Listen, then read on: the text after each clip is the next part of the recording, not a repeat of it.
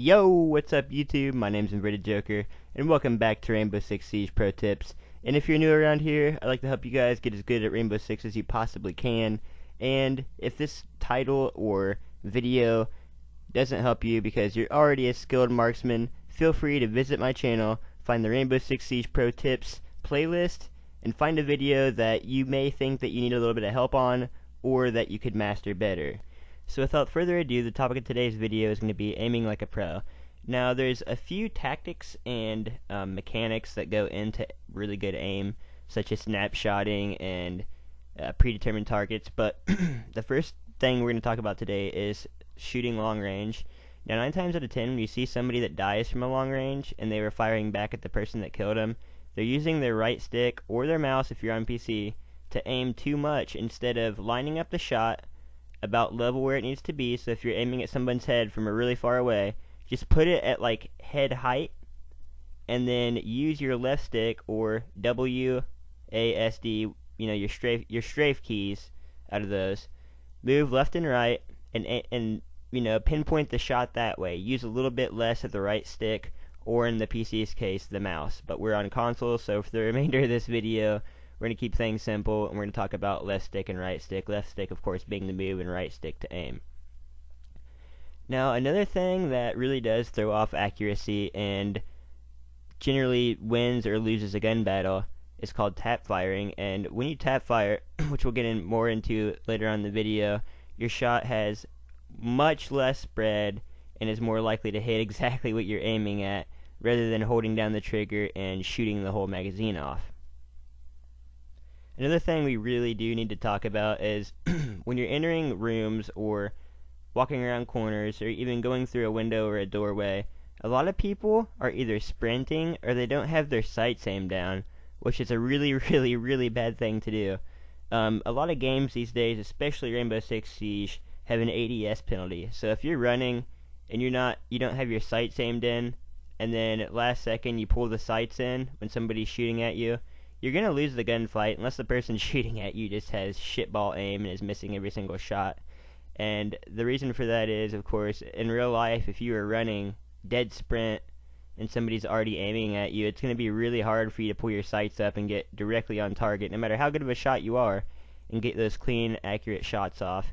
And also, some games today, like Battlefield, if you don't have your sights aimed down and they have their sights aimed down, you get a penalty for that in the way of your first few shots going to be less accurate, on top of the fact that that they don't come out quite as fast. So just make sure if you're navigating through a doorway or a window or a hallway that you have your sights aimed down the whole time and you're crouched, because that generally also improves your aim. Speedy accuracy that just snaps right to you, as you'll see in the clip here coming up, that comes with a lot of time, practice, and muscle memory.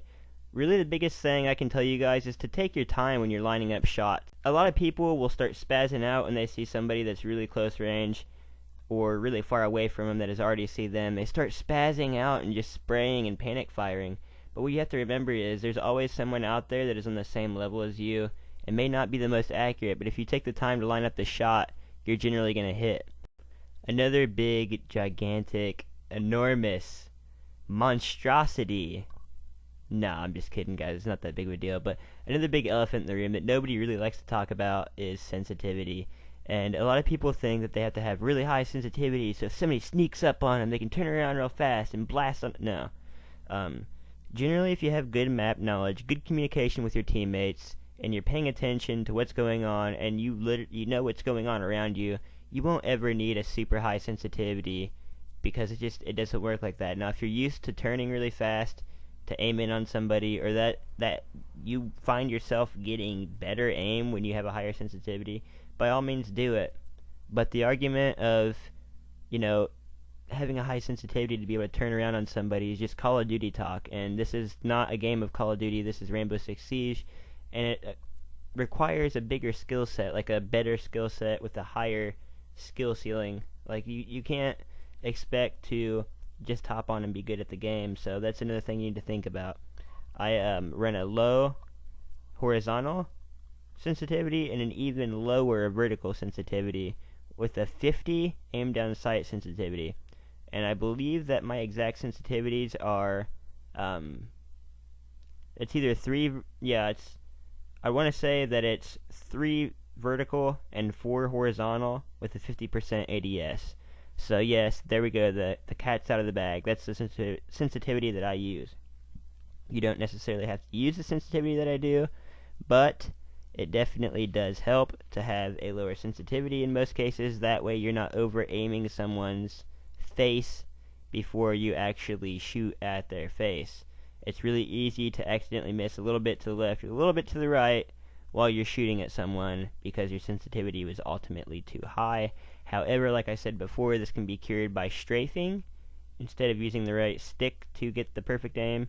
I understand in some cases you have to use the right stick, but with the 50% aim down sight sensitivity, you really won't have too many problems there. 50% or lower, just experiment with what you find to be the best. Another big thing to look at would be the sights that you run on your guns. I'm not very particularly big on one sight over the other. What I can tell you is, though, they all have different aim points. What I'm saying by that is, with the ACOG, there's like an A. It looks like an A, of course, without the line in the middle. And what you want to do is you want to put their body in the bottom of the triangle, or their head. And with this reflex that you see in the video right here, you want to put their head, or the point that you're aiming at the very tip top of the triangle. The very top point is exactly where the gun's going to shoot. So if you put the triangle, the base of the triangle on someone's neck or upper chest, 9 times out of 10 you're going to get a headshot because the tip of the triangle is going to be on the top of their head. However, you do not want the tip of the triangle being at the top of their head or over top of their head. You want that to be at chin height or nose height or eye height, just never towards the very tip top of their head, because you're going to shoot over top of them. And 9 times out of 10 when I see people using this sight, they'll put the tip top of the triangle there, the very top point, at the top of someone's head, and then shoot at them and complain because they didn't get a headshot. However, they weren't even using the optic properly. So make sure you go in, you experiment with which optic does what, and you get to know the exact points of aim with each optic that you use. The last point I kind of want to cover is to know where to aim before you even enter or breach or go into a room. Like here in this video, I know I've used this clip quite a few times for different videos. It's just a good all-around clip. And I knew exactly where the guy was going to be before I started shooting, so I lined my sights up accordingly. So if you know someone is in a room in a certain corner, it probably helps to aim in that there certain corner. That way you get the shot and you get the kill, and the person doesn't pop out of nowhere and kill the hell out of you. And guys, I do know that this video was not quite as big a detail as the last few videos have been, or the videos in this playlist have been. I'm just scrambling really fast right now, trying to get all the practice that I can in before the very first ESL Cup and the qualifiers on ESL for the pro circuit. So it's really been hard to get some content together that isn't game battles or ESL related, and get that together for videos that I make. And sorry if I'm coming off as repetitive in this video, but I'm just really trying to help you guys. And if you guys have any hints or anything that you need to improve on in the next video, please let me know in the comments below, and I will make a video specifically tailored to the comment that you want help with, or the topic that you want help with. So until next time, guys, my name's invertedjokerr, and I'm signing out.